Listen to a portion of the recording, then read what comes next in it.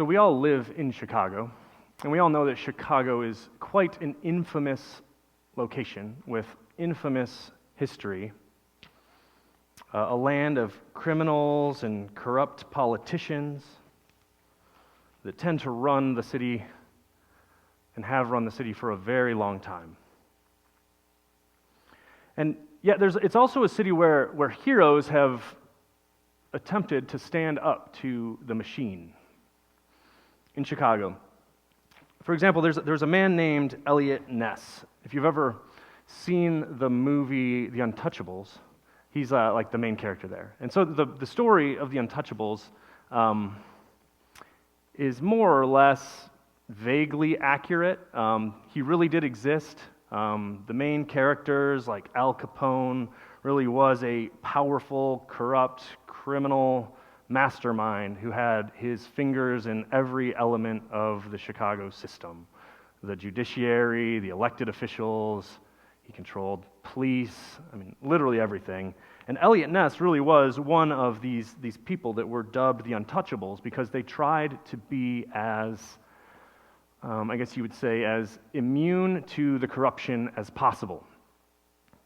And in the story of the Untouchables, again, it's not exactly reflected in reality how it played out, but Ness really was a kind of a straight shooter who really believed in law and justice, police reform, and he wanted the city to function properly. So they ended up having to come into the belly of the beast on the turf of Al Capone to bring down this criminal mastermind and bring justice into the world.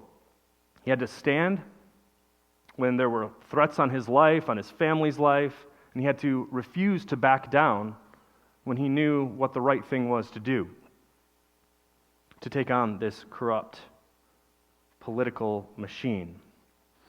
And what we've seen so far in Matthew's gospel is that Jesus is a figure like Elliot Ness, except he's Jesus, so I got to say he's better, right? But either way, Jesus is doing the exact same thing. We've seen him ride into Jerusalem on a donkey, be declared the Messiah. People are excited about him being there. Everyone except the corrupt establishment is excited about Jesus. And so for the last chapter and a half to 2 chapters, and then for the next chapter, Jesus is having these head-on confrontations with the corrupt leadership of Jerusalem. A city much like 1930s Chicago, with a cabal of powerful people running the show that want nothing to do with Jesus and the reforms that he's proposing and the repentance that he's calling for. So Jesus here is walking right into the belly of the beast, one man against the machine, standing against them. And he's doing this from chapter 21 to 23 with the presence of a large crowd around. So we have to keep this in mind as we read all of these and as we go through these. And now we're at the point of this interaction where Jesus has cleansed the temple, he's told them that they're corrupt, he's told them that they're not bearing fruit, and he's told them multiple parables to give them a picture of what they're doing and how they're rejecting the way of God and how they are now rejecting God's Son himself. And we find ourselves in the beginning, in the first 2 of 4 questions that these corrupt political and religious leaders are going to ask Jesus to try to trip him up. So they're going to ask him 3 questions, and he's going to turn around on them and ask them 1. And that's what we're watching. And so as we read this, I want you guys to keep all of this in mind in the back of your head. And what we're going to see here is that when all of the powers of the world oppose Jesus, he won't back down. And that might seem crazy, but Jesus knows that God rules and God raises the dead. And so, although he's facing this powerful establishment that is coming at him and has unified itself to bring him down, he won't back down because he knows that God rules and that God raises the dead. So I'm going to start with God ruling, verses 15 through 22. And I will read most of that. I'll start actually with the first part. So Jesus walks in. And I just want to also, before I jump in, make you aware that there's enough material here for 3 sermons at least, so buckle up. Here we go. This there might be a lot, maybe a fire hose. But anyway, Then the Pharisees went and they plotted how to entangle him in his words. And they sent their disciples to him along with the Herodians, saying, "Teacher, we know that you are true and teach the way of God truthfully, and you do not care about anyone's opinions. For you are not swayed by appearances. Tell us then, what do you think? Is it lawful to pay taxes to Caesar or not?" As I said, Jesus has walked into Jerusalem, and he has really made no friends up to this point with any of the leaders in all of Judah. The entire political establishment at this point is bent on the destruction of Jesus. And we see this here. In these two interactions that we're going to see, we see a number of the power brokers in the establishment coming against Jesus. So we see here that the Pharisees have been plotting together against Jesus. And they think if we can come up with enough trick questions, we can get him to shed followers or say something that's going to get him in a lot of trouble. And the interesting thing here is that in verse 1, we see that these Pharisees want to do this. And the Pharisees, if you remember, we've been running into these guys quite a bit. They are probably the closest to Jesus theologically of all of the people. They believe in the entire Old Testament. They like their Bibles.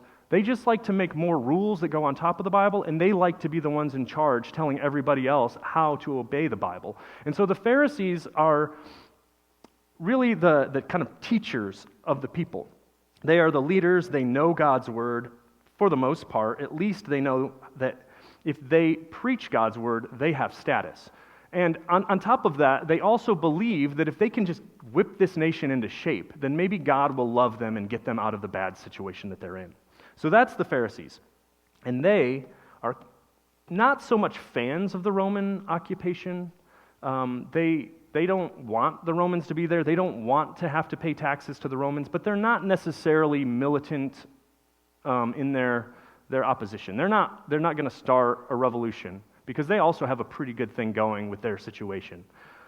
And then we also see that as they're trying to entangle Jesus, they're trying to trip him up and get him to say something, they have partnered now with another set of people who would have generally been one of the alternative political parties. So you've got here, like, say, the libertarians teaming up with, like, the progressive Democrats trying to take down Jesus. I mean, that's how you have to picture this in your head. Like, they got the Herodians, who would have been quite the opposite of them. The Herodians are named here for Herod, who is the puppet king family that's running underneath the Romans the rule of the people of Israel. And so the Herodians have made their peace with Rome, and they are more kind of your pragmatic political rulers. And so they're fine with the taxes because they actually personally benefit from the taxes. They're the aristocratic, kind of compromised upper class that is happy to rule over the people. And yet they have now teamed up with the Pharisees to come and bring a theological question to Jesus, a very ethical, practical question that could get Jesus in trouble on either side of this issue. But notice how they come to him. They say, "Teacher, we know that you are true and that you teach the way of God truthfully, and you do not care about about anyone's opinions. And you're not swayed by appearances." Literally, like, you don't look at people's faces. Like, you address the issue based on the issue, not on who you're talking to. You're not, like, double-tongued or anything.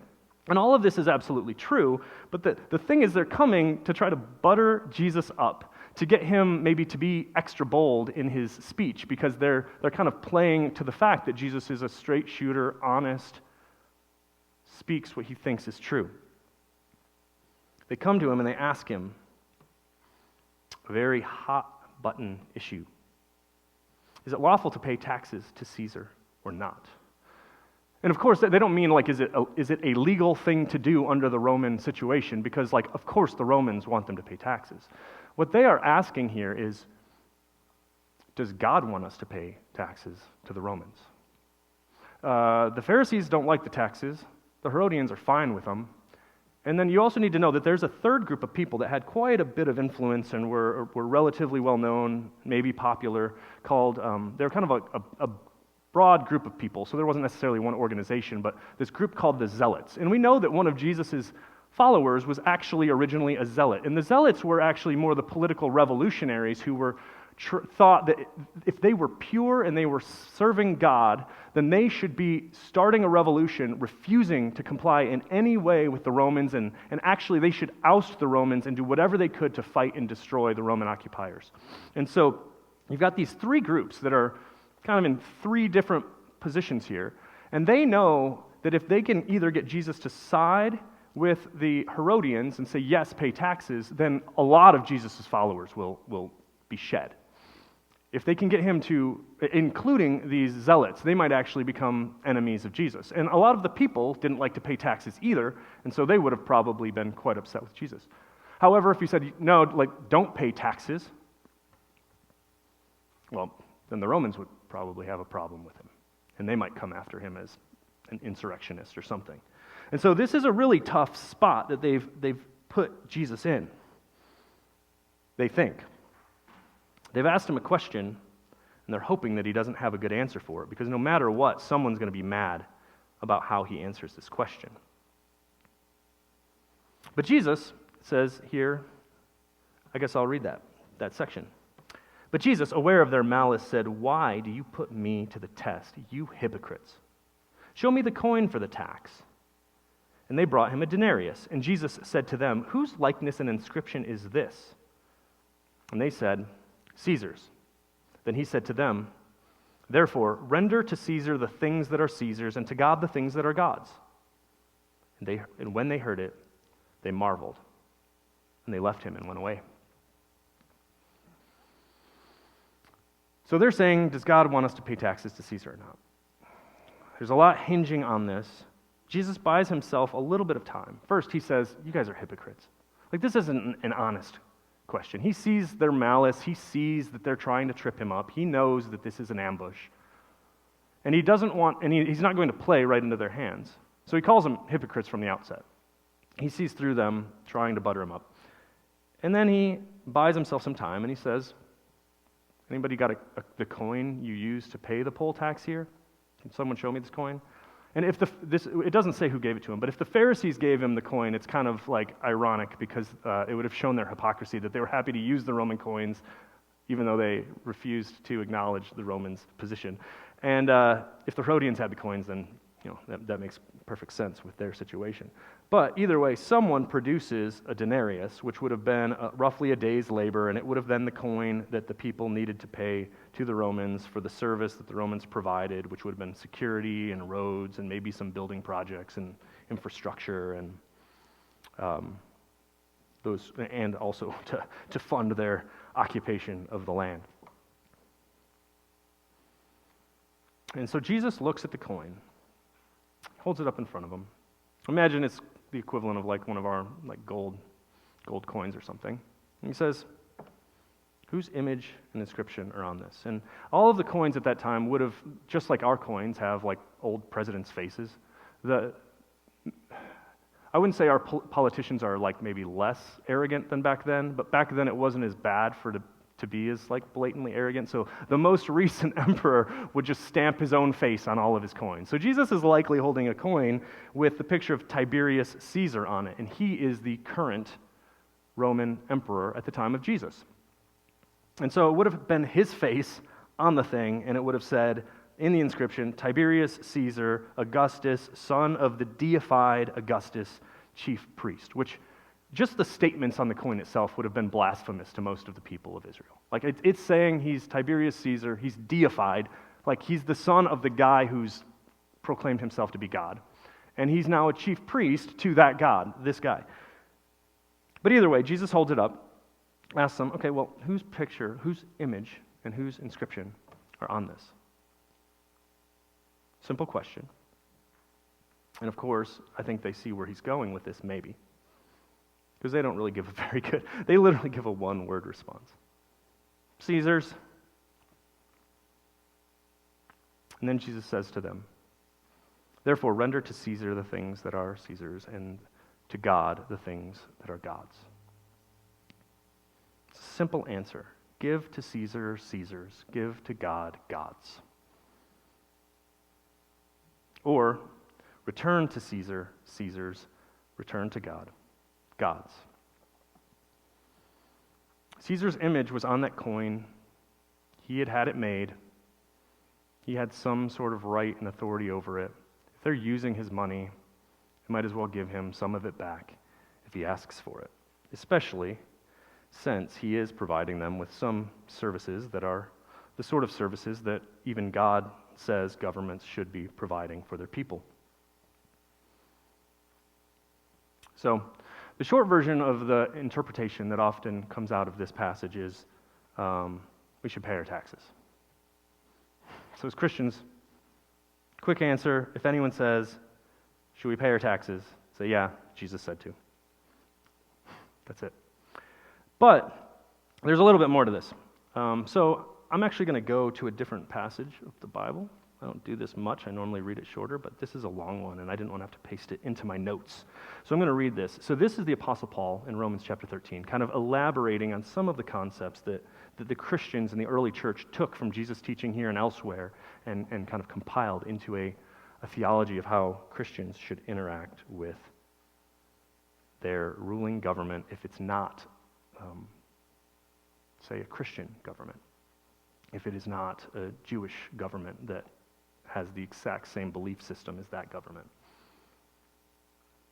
Paul says, "Let every person be subject to the governing of authorities, for there is no authority except from God, and those that have existed have been instituted by God. Therefore, whoever resists the authorities resists what God has appointed, and those who resist will incur judgment. For rulers are not a terror to good conduct, but to bad. Would you have no fear of the one who is in authority? Then do what is good, and you will receive his approval. For he is God's servant for your good. But if you do wrong, be afraid, for he does not bear the sword in vain. For he is the servant of God, an avenger who carries out God's wrath on the evildoer. Therefore, one must be in subjection, not only to avoid God's wrath, but also for the sake of conscience.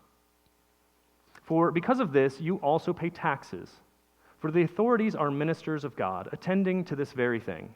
Pay to all what is owed to them, taxes to whom taxes are owed, revenue to whom revenue is owed, respect to whom respect is owed, honor to whom honor is owed." So Paul elaborates on Jesus' teaching here a little bit in the positive side. The government is instituted by God. It is a legitimate institution, organization that God has established for the good of humanity to uphold order, as our founding statements say, like to seek the common welfare, provide common defense for the people. And then much further than that, we can all debate what the government should or should not be doing. But at least here, Paul makes it very clear that they have the sword, the ability to kill people because evildoers must be stopped. And that is the government's job. So, pay your taxes if they're good taxes. Pay your taxes if they're doing what the government's supposed to do. So the only people here that Jesus would have burned a bridge with would have been the zealots, really. The other two probably would have understood what he was saying and would have been fine. But we're told that in verse 22, when they heard this, they marveled, and they left him, and they went away. They marveled. They were speechless. They didn't really have anything else to say. And this is the part that's a little odd, and you have to think about this a little more. Like, why were they so surprised by what Jesus said? I think partially because not only did Jesus kind of find a sort of much more complex, nuanced middle position than the zealots, or than maybe, not only did he refute them, but he found a kind of middle position to articulate here. And this is a very new idea, because Jesus is also challenging the Herodians here, who were the straight pragmatists that were willing to do whatever they needed to do to end up on top. He basically told them, yes, you should pay taxes, because the government is a legitimate institution, even if not run by Jewish authorities. But he also, if you noticed, he said, whose image and whose likeness are on this coin? And this is fascinating because it's not just saying Caesar, his face is on there, so you should pay him. But one commentator puts it this way: the coin bears Caesar's image, give it back to him. You bear God's image, so give yourself back to God. Jesus refers to image, to like the icon, to the likeness, depending on which translation you use. He's saying this coin belongs to Caesar because he's imprinted himself on it. And God, the Bible tells us, has imprinted his face on every single human being. That all of us have the image of God on us. And so therefore, all of us are owned by God. And all of us need to give ourselves back to God. Jesus is telling these people that unending compromise isn't right. They need to be serving God in absolutely everything, including with their money and with their worship. They owe something to God. They need to return something to God. And again, like I said before, it gives a little bit more of a complex view of the government. It's not just do whatever they say just to get along, because Caesar has God's image imprinted on him, which means that God owns Caesar too. Caesar is God's. It's a little bit more complex than I think these guys were willing to deal with. The government does receive its proper authority from God and is under God. God is the great divine lawmaker. He is the one who says what is right and wrong. He is the one who all people owe respect to. And so when the government is providing its proper function and doing what it should do, it is serving God. Literally, Paul says it is a servant or a minister of God for the good of its people. Caesar himself is made in the image of God, and he needs to return to God what God asks. And what Paul is saying, or what we see later on, and what Jesus is saying here, is that even the Romans owe something to God. And his authority is above all, absolutely above all. So Jesus isn't just splitting the world up into two different kind of sacred and secular and saying, over here we've got your money and how you live and what the government says and do whatever you do there. And then over here, as long as you kind of just get along and offer some worship to God, you're okay. He's essentially saying that God is in charge of all things because God's image is on all things. And this is honestly where a lot of the Protestants, prior to, during the Reformations and later on, and the development of Western civilization and democratic, republic, constitutional governments, got a lot of these ideas, was from Christianity. This idea that there should be some sort of church-state divide where the government doesn't have the ability to dictate over people's consciences things that fall under the purview of God's authority. God is over the government. Another commentator puts it this way: verse 21 inspired the Reformation doctrine of the differing spheres of authority for government and religion, and proved foundational in the American constitutional separation of church and state. Verse 21 actually ranks human obligations by recognizing that even government itself is under God, and that it is therefore appropriate to honor it. That is, it should honor it is appropriate for us as citizens in a nation to honor a government. And we read that in what Paul said. But then you also have to think that what Jesus is saying here is true. We see a different approach in the rest of the Bible as well. So Moses was standing up against the government of his day, against Pharaoh, when Pharaoh was abusing and doing wicked things. When Pharaoh was breaking God's law, the great divine lawmaker's law, God called Moses to stand up against him. David, the same, when he was under a corrupt king that was trying to murder him for no reason at all, was happy to flee and go and fight and do things and go to other places in the Bible. We even see that Daniel and his friends, far from just complying with everything that the Babylonians told them to do when they were exiles in Babylon, decided at times that they had to refuse to comply with the pagan secular government. And for that, they were thrown into lions' dens and fires and all sorts of things. And then even in the New Testament here, these followers of Jesus who heard this teaching and understood what he was getting at, said when these same religious leaders were telling them, the political authorities of the time were telling them to stop preaching in Jesus' name, they stood up and they said, we must obey God rather than men. And so one of the things that we take from here is that there are appropriate and good times to pay taxes. And for most of us, that's almost all the time, like, to be honest. Like, if there's Christians running around saying, stop paying your taxes, or like crazy anti-government or hardcore libertarians that just want to eliminate the government, I don't think they're reading their Bible well, and I don't think they're obeying their Bible well. But then there are times where we must wrestle to discern the areas where Caesar has the right to dictate and where he does not. And then these areas should be handled and handed back to God. They need to be returned to God if we find out that Caesar, or if we see that Caesar does not have authority in these areas. All right, so that's kind of church, state, personal, religious, government authority positions on here. But this also gets a lot more, and I think over the last few years, Christians have had to think about this a lot more than they have in America, at least for a while. So I think that's good. Even Caesar owes himself to God.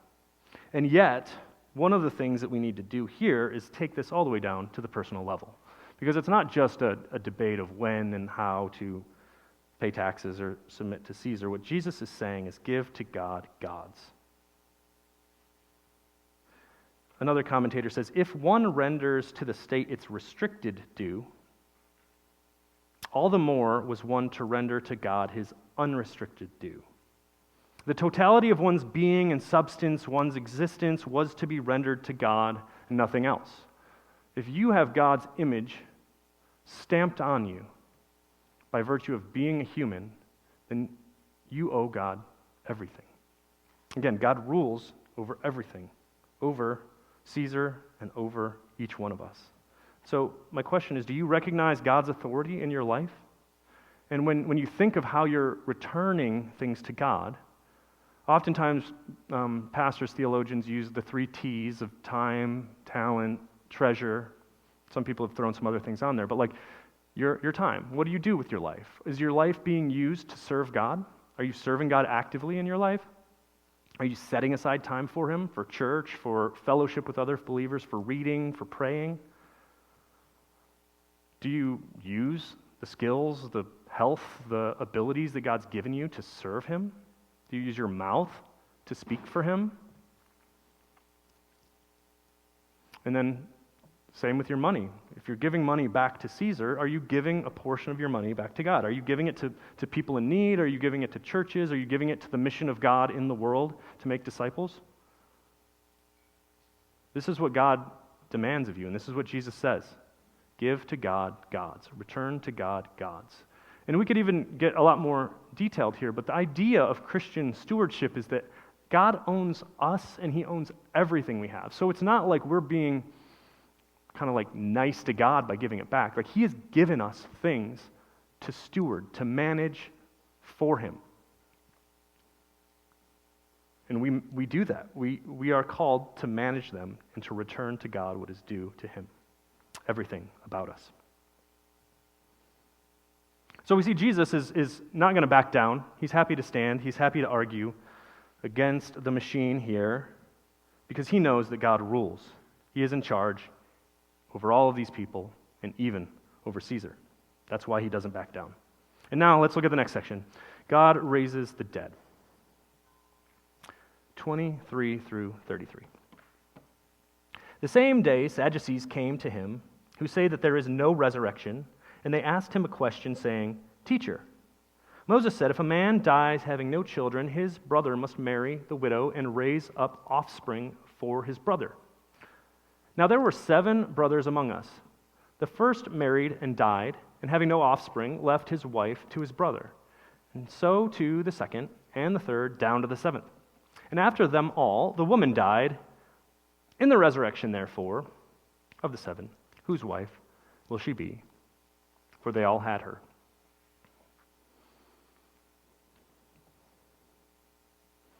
As we said, the entire establishment here is bringing themselves against Jesus. They're all trying to bring him down. They're all trying to defy him.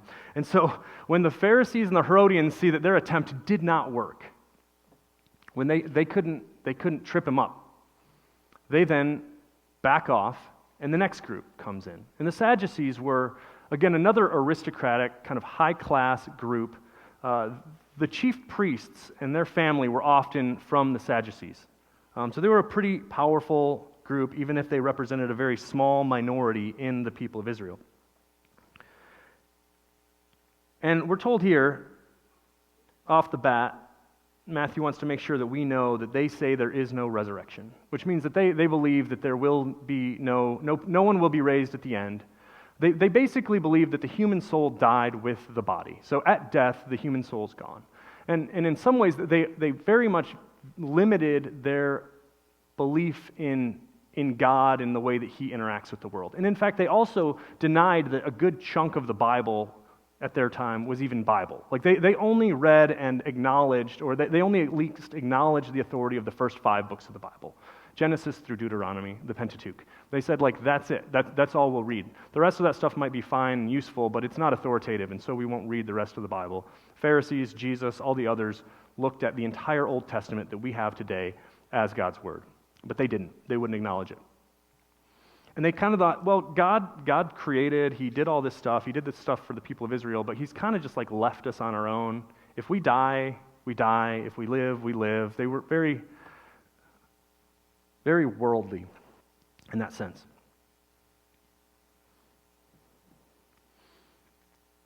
And they come to Jesus with a question.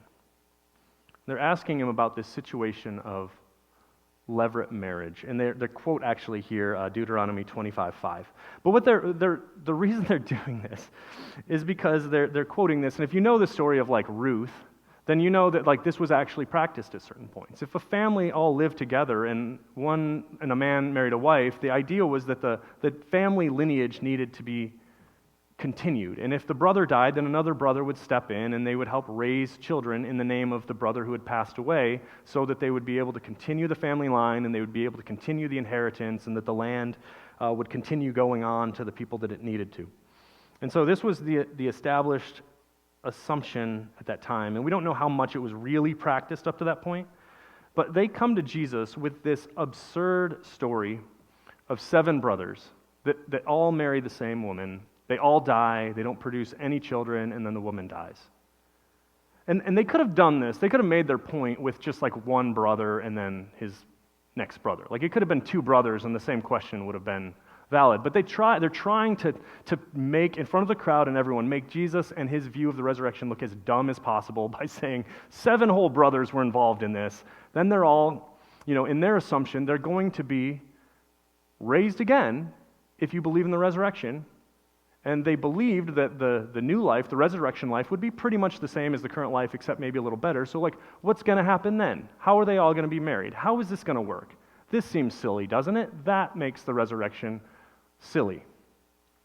This was their point, to try to trip up Jesus, make the whole thing look absurd, and prove that he didn't know what he was talking about. He wasn't a very good teacher.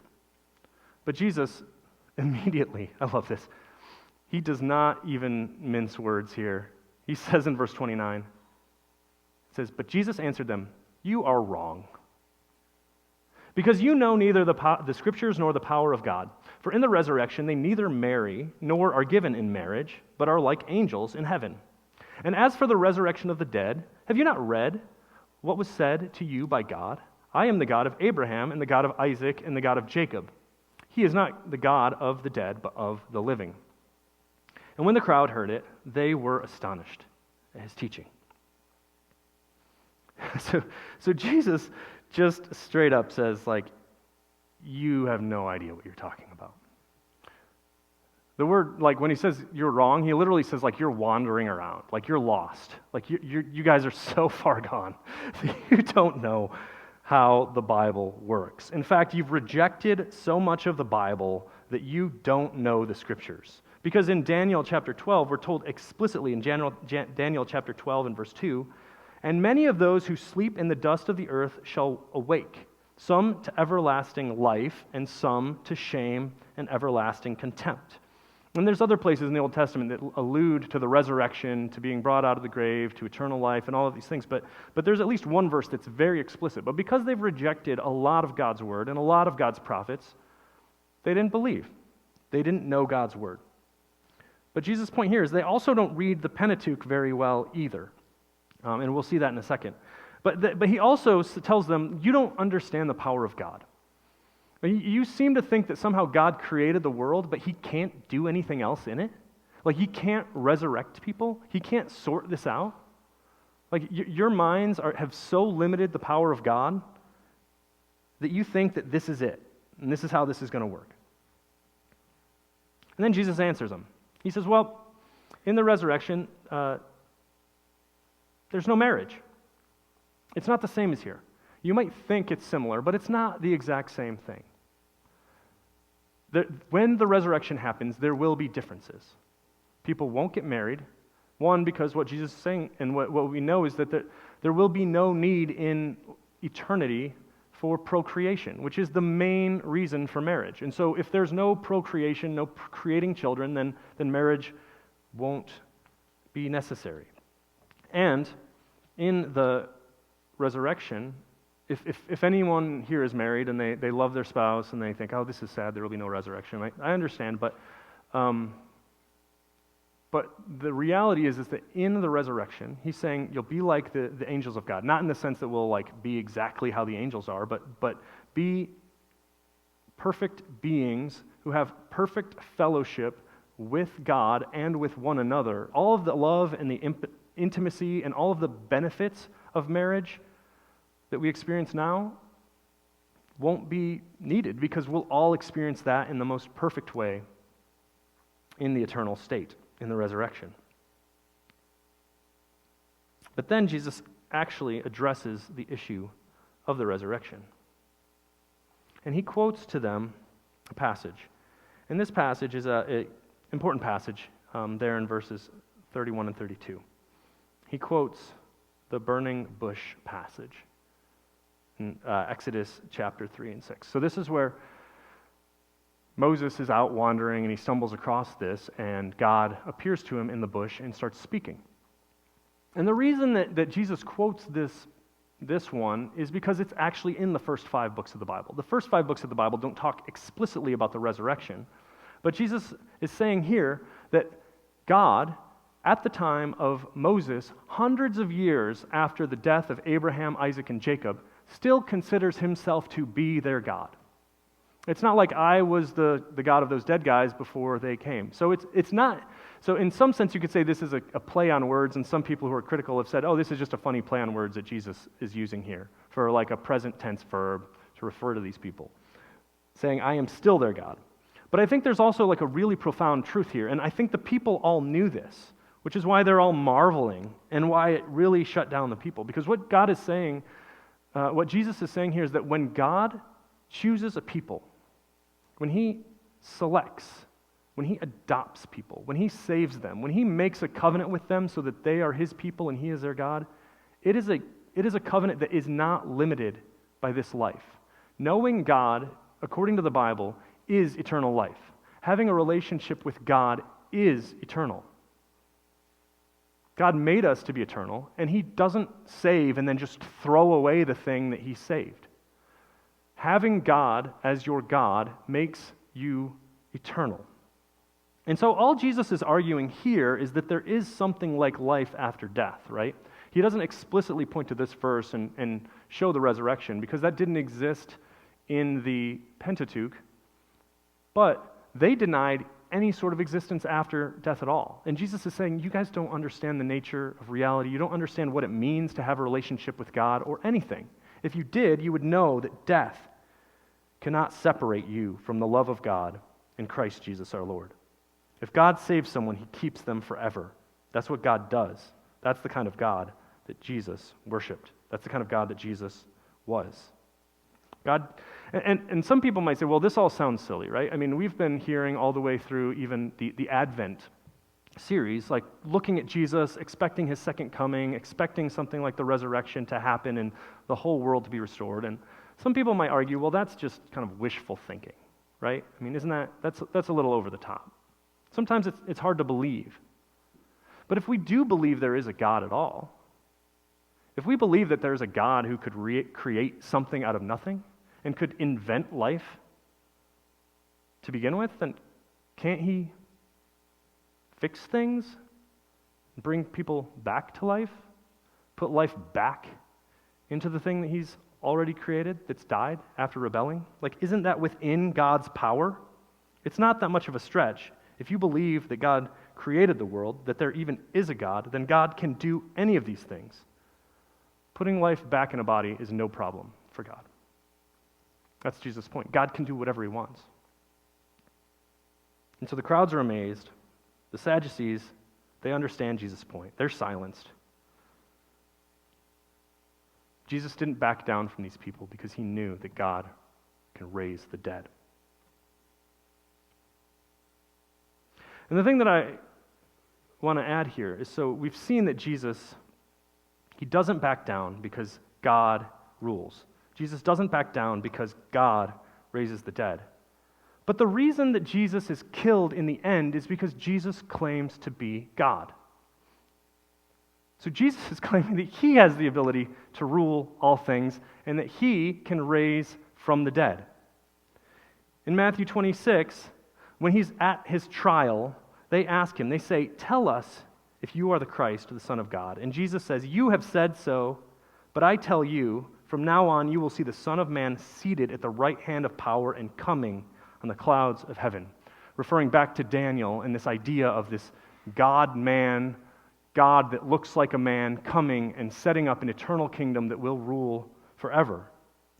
So what we see is that Jesus actually rules. Jesus actually reigns. Jesus resurrects. Jesus raises from the dead.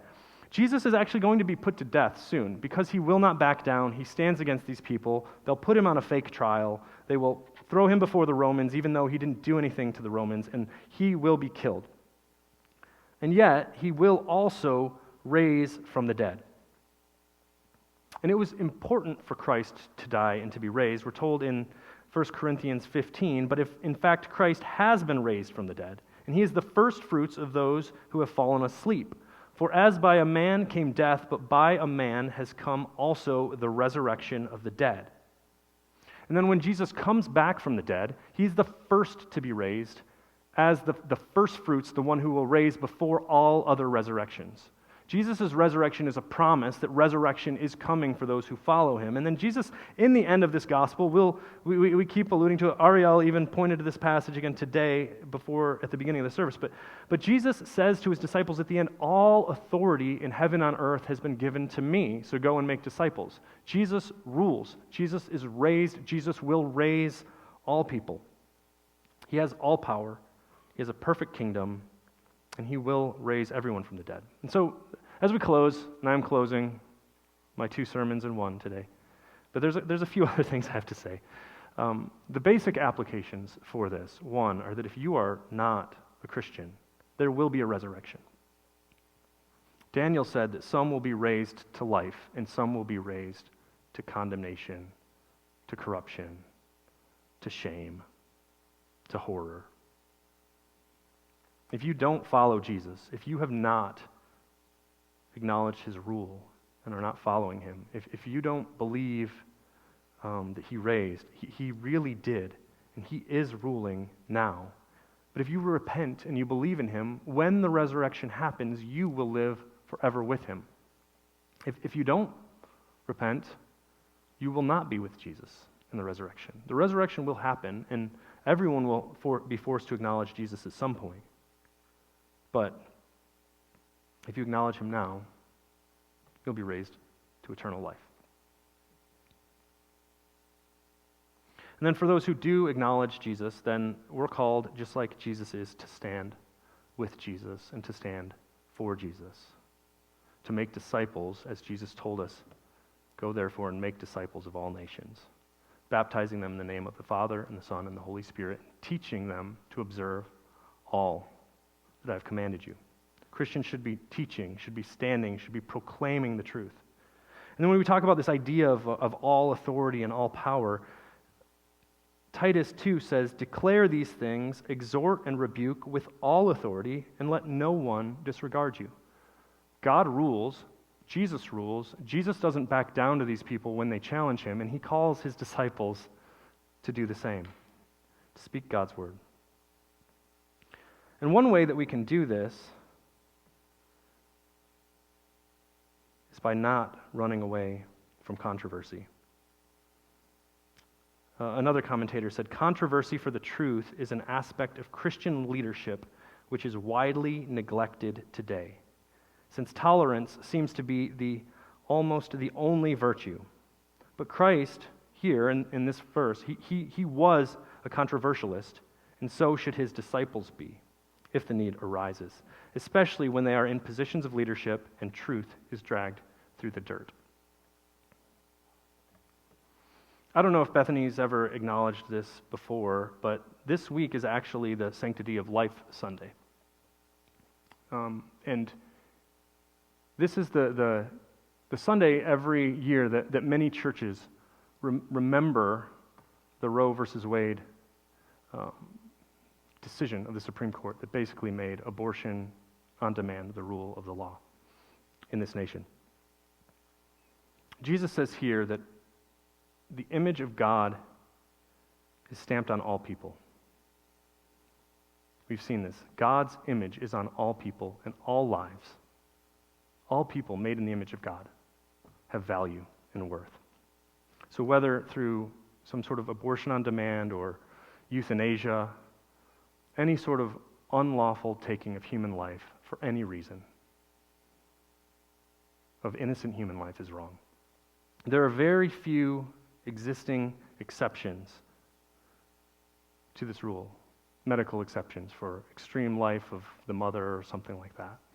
But the Bible makes it clear that people are made in the image of God from conception.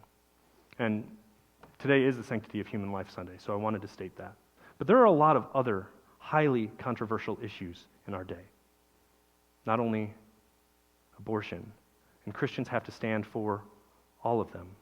There are so many churches, so many people who are teaching contrary to the Bible in a lot of ways. I mean, there are I don't have time to name them all, but there are so many people straying from the gospel that would call themselves Christian churches by teaching things that are in blatant contradiction to the things that we've stated today, whether in the creeds or here from God's word. So Christians are called to be strong and to stand for biblical doctrine, like Jesus did.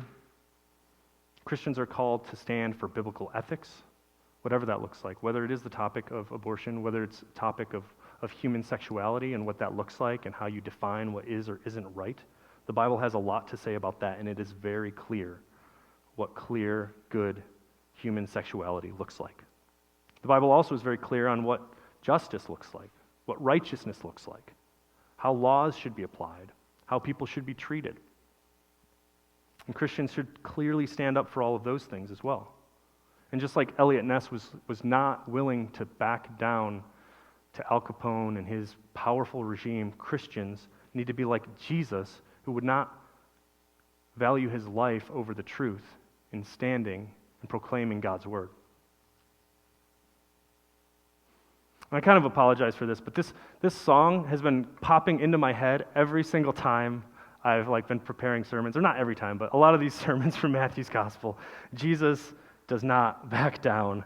Jesus faces head on all of his opponents. And so I'm going to read a couple excerpts from Tom Petty's famous song. It's been literally, I don't know why. Maybe if I say it this time, it'll get out of my head. So I'm going to read from you Tom Petty's song. He says, "Well, I won't back down. No, I won't back down. You could stand me up at the gates of hell, but I won't back down. Well, I know what's right. I got just one life. And a world that keeps pushing me around, but I'll stand my ground. I won't back down. Hey, baby, there ain't no easy way out. Hey, I will stand my ground, and I won't back down." Tom Petty. I don't know if he was a believer. Highly doubt it. But this is the attitude of Jesus here, and it should be the attitude of Jesus' people. We know what's right. We have one life to live for Jesus. We can honor him. It's not easy. It's not easy. Jesus died here. But God owes owns everything. We are called to return to Caesar that which is Caesar's and return to God that which is God's. And that includes our lives. And we can stand and not back down from the powers of the world because Jesus rules and Jesus reigns. Jesus rules and Jesus raises from the dead. There is a resurrection. There will be a reckoning. We can trust in Jesus and stand even when it's hard, like he did. So please pray with me.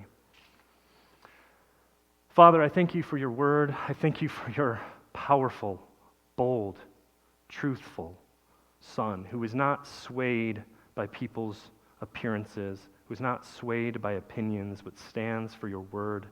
We thank you that you rule even over the most tyrannical governments, and that even when those governments murder your people, we have the confidence that you will raise the dead.